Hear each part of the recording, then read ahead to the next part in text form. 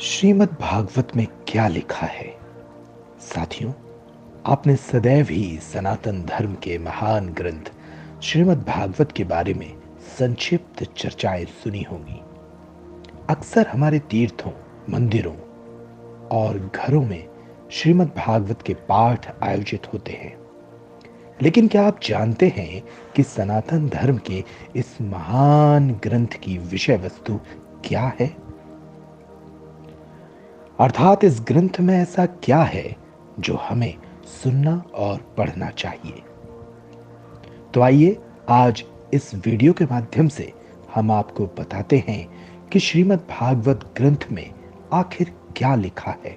मित्रों, भारत का कालातीत ज्ञान प्राचीन संस्कृत ग्रंथों अर्थात वेदों में व्यक्त हुआ है, जो मानव ज्ञान के समस्त क्षेत्रों को स्पर्श करने वाले हैं। शुरुआत में इसका संरक्षण मौखिक परंपरा द्वारा होता रहा, लेकिन 5000 वर्ष पूर्व सर्वप्रथम भगवान के साहित्यिक अवतार कहे जाने वाले श्रील व्यासदेव ने वेदों को लिखित रूप प्रदान किया। वेदों के संकलन के पश्चात उन्होंने उनके सारांश को वेदांत सूत्र के रूप में व्यक्त किया। श्रीमद् भागवत, या जिसे भागवत पुराण कहा जाता है, स्वयं व्यासदेव द्वारा विरचित उनके वेदांत सूत्र का ही भाष्य है। इसकी रचना उन्होंने अपने आध्यात्मिक जीवन की परिपक्व अवस्था में अपने गुरु नारद मुनि के निर्देशन में की थी। वैदिक बांग्मय रूपी वृक्ष का परिपक्व फल कहा जाने वाला श्रीमद् भागवत वैदिक ज्ञान का सर्वाधिक पूर्ण एवं प्रमाणिक भाष्य है। श्रीमद् भागवत की रचना कर लेने के पश्चात व्यास जी ने अपने पुत्र मुनि सुखदेव गोस्वामी को इसका सार सुनाया था। तत्पश्चात सुखदेव गोस्वामी ने ही हस्तिनापुर में गंगा तट पर विद्वान मुनियों की एक सभा में महाराज परीक्षित को संपूर्ण भागवत सुनाया। महाराज परीक्षित सारे संसार के चक्रवर्ती सम्राट और एक महान राज ऋषि थे। उन्हें जब सचेत किया गया कि 1 सप्ताह में उनकी मृत्यु हो जाएगी, तो उन्होंने अपना सारा साम्राज्य त्याग दिया और वे आमरण उपवास करने लगे। आध्यात्मिक ज्ञान की प्राप्ति करने के लिए गंगा नदी के तट पर चले गए। भागवत का शुभारंभ सम्राट परीक्षित और सुखदेव गोस्वामी से पूछे गए इस गंभीर प्रश्न से ही प्रारंभ होता है। आप महान संतों तथा भक्तों के गुरु हैं, अतः मैं आपसे समस्त मनुष्यों के लिए और विशेष रूप से मरणासन्न मनुष्य के लिए पूर्णता का मार्ग दिखलाने की याचना करता हूं। यही वो प्रश्न था जिसे महाराज परीक्षित ने सुखदेव गोस्वामी से पूछा था, और इसी प्रश्न के उत्तर में सुखदेव गोस्वामी ने उन्हें श्रीमद् भागवत की पूरी कथा सुनाई। श्रीमद् भागवत का पाठक महाराज परीक्षित द्वारा पूछे गए प्रश्नों के सुखदेव गोस्वामी द्वारा दिए गए उत्तर को ही सुनता है, और ये उत्तर सूत गोस्वामी के मुख से सुनाए जाते हैं। कहीं कहीं सूत गोस्वामी नैमिसारण्य में एकत्र साधुओं के प्रतिनिधि शौनिक ऋषि द्वारा पूछे गए प्रश्नों के सीधे उत्तर भी देते हैं। इस प्रकार एक साथ 2 प्रकार के संवाद सुनने को मिलते हैं। एक गंगा तट पर महाराज परीक्षित तथा सुखदेव गोस्वामी के मध्य, और दूसरा नैमिसारण्य में सूत गोस्वामी तथा वहां एकत्रित साधुओं के प्रतिनिधि शौनिक ऋषि के मध्य हुए संवाद। अब आप ये भी जान लीजिए कि आखिर इस महान ग्रंथ में किन किन विषयों पर प्रकाश डाला गया है।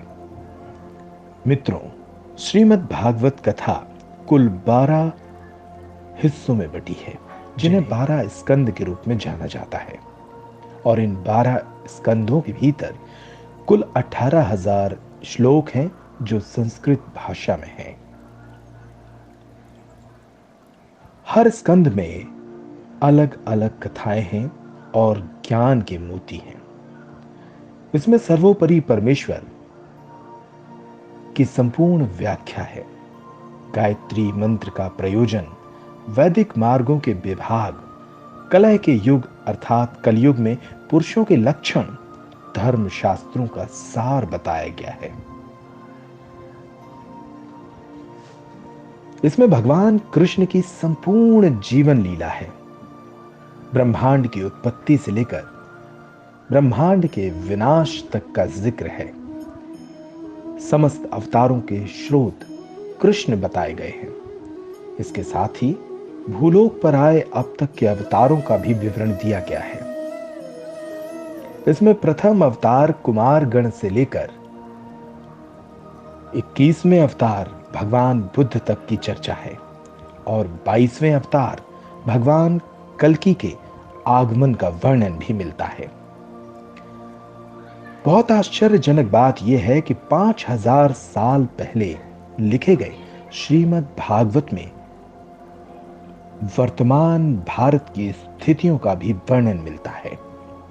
इसमें वर्णन मिलता है कि कैसे भारत के अलग अलग हिस्सों में कलयुग के लक्षण प्रकट होंगे।